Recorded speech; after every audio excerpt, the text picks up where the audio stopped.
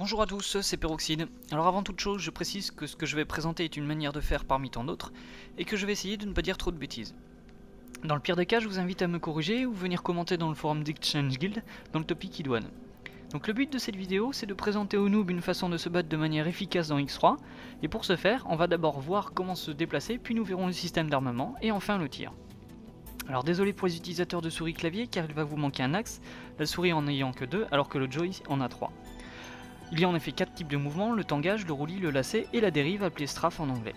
Pour bien visualiser la manœuvre, je vais utiliser un Hyperion pour la vue externe et un Chimère que je vais radiopiloter pour la vue en interne.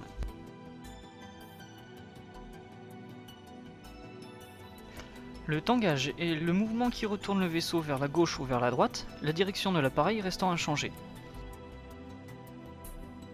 Le roulis fait piquer le nez de l'appareil quand il va vers le bas, ou redresse le nez lorsque c'est vers le haut.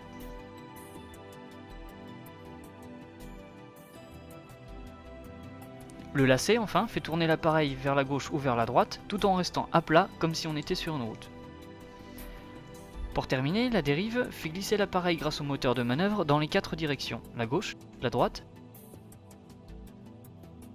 le haut et vers le bas.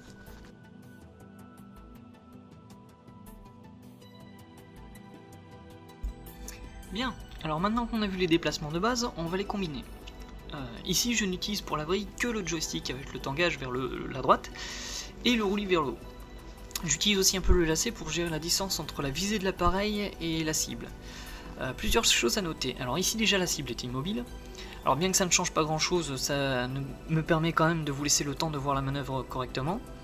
Ensuite, comme vous pouvez le voir, les tirs ennemis décrivent également une spirale. En fait, c'est la même que la nôtre, mais décalée dans le temps, ce qui fait qu'en fait la manœuvre est terriblement efficace, et ce jusqu'à très courte portée, comme vous allez le voir.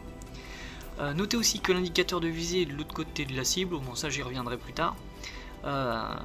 Notez donc que cette manœuvre est aussi efficace en fuite lorsqu'on a l'ennemi sur les talons. Ok, alors maintenant nous allons voir la même manœuvre, mais cette fois avec les moteurs de manœuvre bas et gauche enclenchés et l'appareil lancé à pleine vitesse.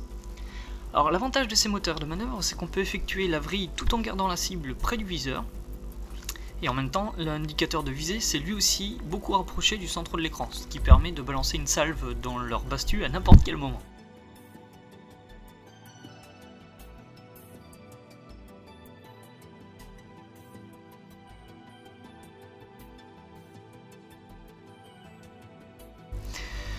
Comme vous pouvez aussi le remarquer, les tirs ennemis, eux, ne changent pas.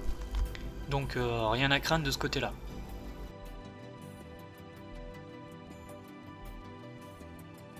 Ici j'ai lancé un de mes petits scripts qui permet de voir quelle trajectoire j'ai effectuée. Vous pouvez donc maintenant voir la vrille qui a été réalisée.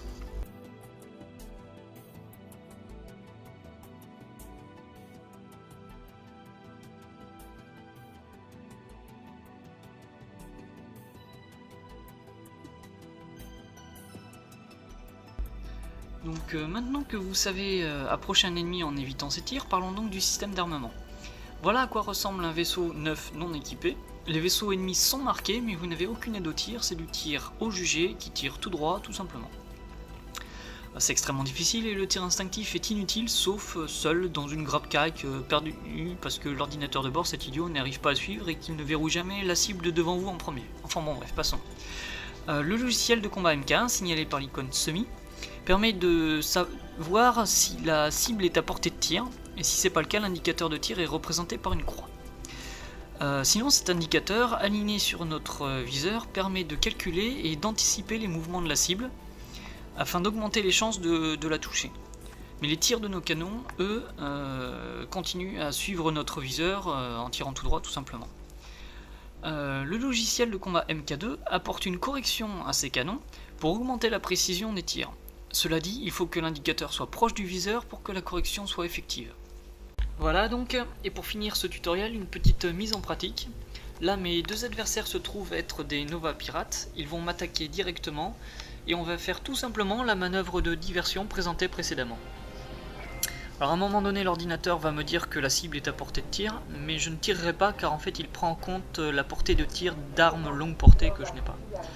Il faut tirer par salve, parce que c'est inutile de tirer dans le vide ou quand un ennemi est déjà détruit, et quand on est sûr de toucher. Alors, comme vous pouvez le voir, la manœuvre fonctionne même lorsqu'il y a plusieurs ennemis qui sont en train de tirer en même temps.